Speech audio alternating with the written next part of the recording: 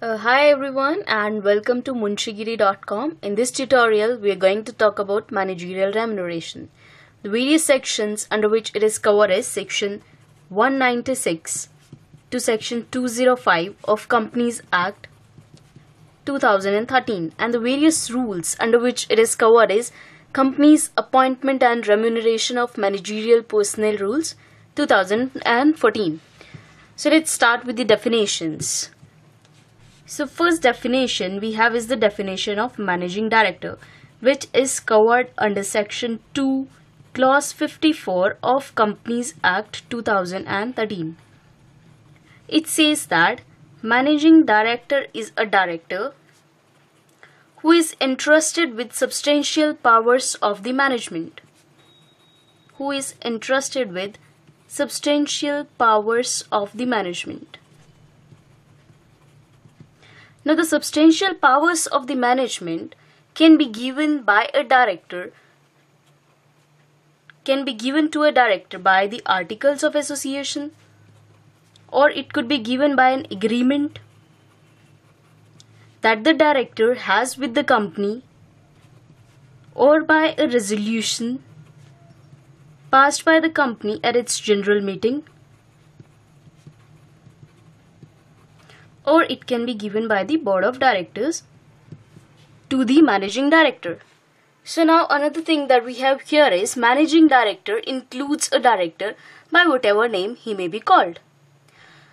So there are certain situations that we are going to take here and we'll decide whether a person doing such tasks will be called as managing director or not.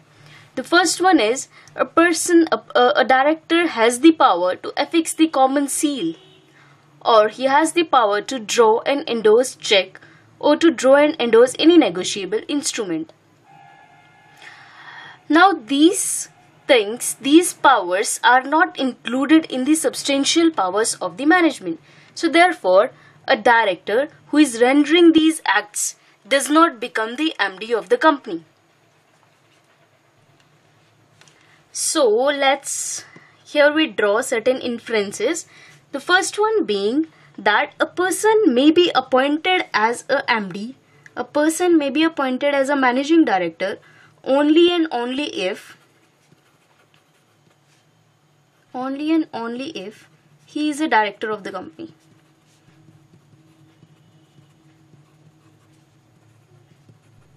That is, a person who is not a director cannot be appointed as a managing director of the company. So all the provisions applicable to a director also apply to managing director, and if a managing director ceases to be director,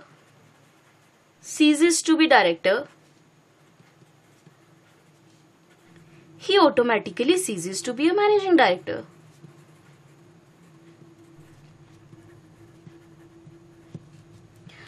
Again, next thing is that a person who is not designated as managing director, but he occupies the position of managing director, he shall also be deemed to be a managing director.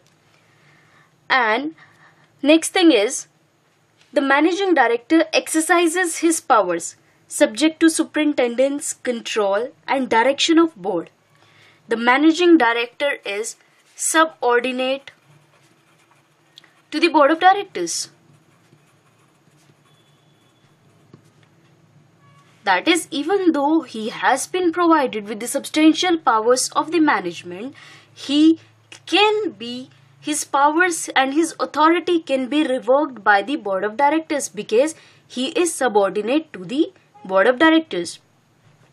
Now, two or more than two persons of a company may be entrusted with substantial powers of management. So we can say that a company can have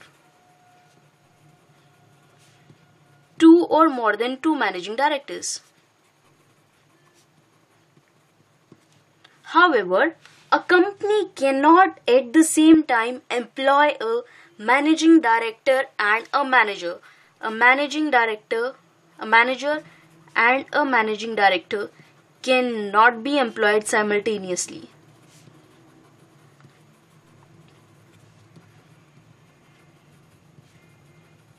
There is a reason to this. We'll deal with that when we'll come to the definition of the manager. Now, managing director may be appointed as a rotational director or a non-rotational director. Coming to the another definition that we have in hand is manager. Manager is covered under section 2 clause 53 of Companies Act 2013. It says manager means an individual who has the management of whole or substantially the whole of the company, and includes a director or any other person occupying the position of a manager by whatever name called, and whether under a contract of service or not.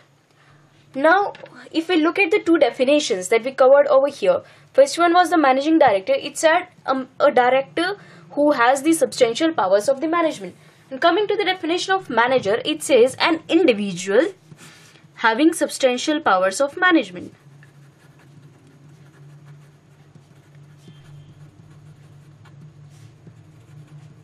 If you note down that a managing director must be a director, but a manager need not be a director of the company.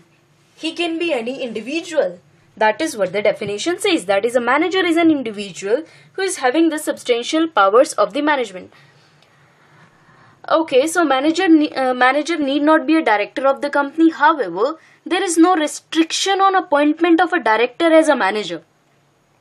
And a company can have only one manager. We covered that point earlier, that a manager and a managing director cannot be employed simultaneously in a company. So I hope you are clear as to why a managing director and manager cannot be employed simultaneously in a company, because both of them will be entrusted with substantially the whole of the powers of the management. So a company can either have a manager or a managing director. Coming to the another managerial personnel we have is whole-time director. Let's cover the definition of whole-time director. This definition is covered under section 2 clause 94 of Companies Act 2013. It says whole-time director includes a director in the whole-time employment of the company. Whole-time employment of the company. Now the question arises that whether a person can act as a whole-time director in more than one company. The answer is no. Simply a person cannot act as a whole-time director in more than one company. Whole-time director may be rotational or non-rotational. So these were the three definitions we had to cover under the managerial remuneration. Now coming to section 196, which talks about the appointment of managerial personnel, that is the managing director, whole-time director or manager. Okay, so this is section 196. Section 196 of Companies Act 2013. First of all, this section applies to both the companies, that is the private company as well as the public company. It is applicable to both public and private company. Okay, starting with its sections. 196.1, it says, no company shall appoint or employ at the same time a manager and a managing director. So there is a clear prohibition on appointment of a managing director and manager simultaneously in a company. We have covered this point earlier also. Managing director and manager cannot be appointed simultaneously. Cannot be appointed simultaneously.